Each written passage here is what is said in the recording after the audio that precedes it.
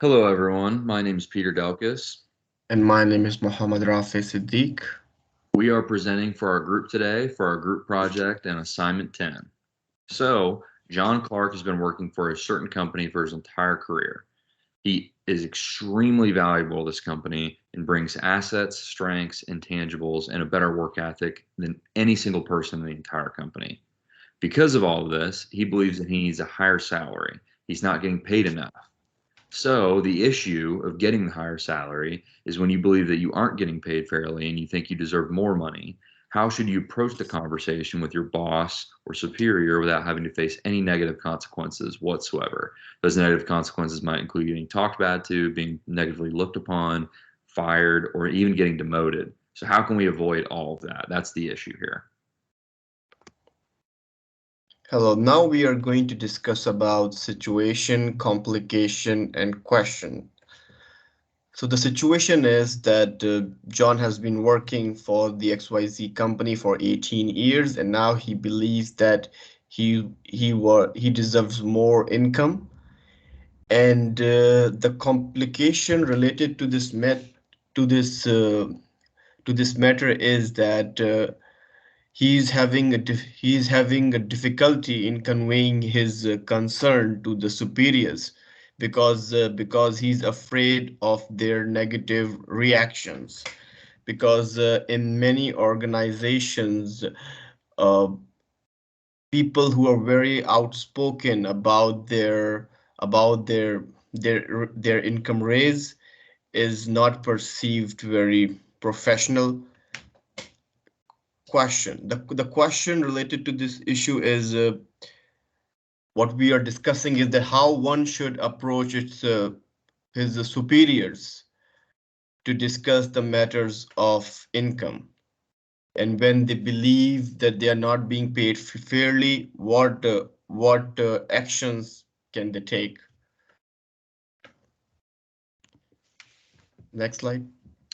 All right. So our recommendation is that we think John should first figure out exactly what his value is for the company. And he probably already knows this already, and that's probably why he wants the raise in the first place. By knowing this alone, he can show his strengths to his supervisor and tell them what he provides to the company. So, knowing that, we also recommend that he figures out how much people are getting paid in similar positions at other jobs in the same field. Because if he can know this, he can negotiate, see which wages he can get fairly. And that's the main point here. We want him to have fair wages compared to everybody else, given that his work is higher. So, based off all these other salaries, what are these other people getting paid that are doing the same work that he is? He wants to be paid higher. So, he looks at those and sees what he can get compared to that. Also, he needs to have a backup plan. So, in case it does go negatively, and hopefully it doesn't go negatively, but you never know. So, in case it does, he needs to know that he should be able to reach out to other recruiters and see if they're willing to give him more money and towards what he deserves. So the last thing that we recommend is when he negotiates the salary, we recommend that John gives them a salary range instead of an exact number. He should just do a general range. So from there, the superiors can work out a fair salary based on his accomplishments. You don't want to give an exact number and have the company think you're trying to squeeze every last ounce out of them. You want to give them a range so maybe they can give you what might work best from them out of the range. So it's a fair compromise. Supporting rationale 1. As Matt Mikiewicz from the Muse states, value in the hiring market is defined by a combination of experience, skills, and market demand. The better John understands, it's better that John understands his value and his worth to the company, the higher chance he has to getting what he deserves. In this case, information is power. He could research the salary of someone in his role and get an idea of what others are making. So if he just analyze the market norm and the people who are getting who works jobs that are similar to his job and how much they are making, and he compares his level of income with theirs, he will have a better understanding and he can make a better stance for his demand of increasing his income. Next slide. So our next supporting rationale is supporting rationale 2. So Allison Green from the Cut says that you need to know what to say if the answer is no or maybe. So John needs to realize that even with the best approach for asking for a raise, he still might be told no, and he might need to be able to reply in a professional manner. It's always better to reply in a professional manner so there's no backlashes or anything negative coming back to you. So if your supervisor answers with a maybe, you should ask questions regarding a follow-up visit and revisit to the topic again in the near future. You want to do this so that you can show initiative and show that you actually really care about it, because you don't want them to tell you maybe and then you wait and wait and wait and they just blow you off and you never actually get your answer. You want to make sure you get the answer, don't rush them, but in a timely manner. And you need to prepare yourself to leave for the company if getting that raise is absolutely important to you staying. Supporting rationale 3.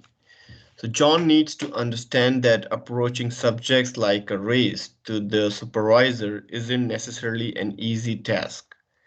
He needs to understand how to pitch his idea by showing what he believes he should receive for all his hard-earned work. In an article from Business News Daily, the average percentage pay raise is about 3%. A good range can be accepted from the 5% range. However, the higher the percentage, the better your reason should be. So John needs to be able to negotiate his strengths and what he does for the company. So what this says is that before going to the supervisor, John needs to make a strong case for himself by analyzing the annual percentage increase people are getting in the respective industry, and according to that analysis, he will be in a better position to negotiate for his salary. Next slide. So this is the end of our presentation, and we believe, again, if John does all these things, he'll be able to not only get positive feedback, but if he does get negative feedback, he'll be able to reply in a professional manner that'll put him in a good opportunity to succeed somewhere else, or continue to succeed if he decides to stay anyways at the company. Here are our references, and please email us if you have any questions. Thank you.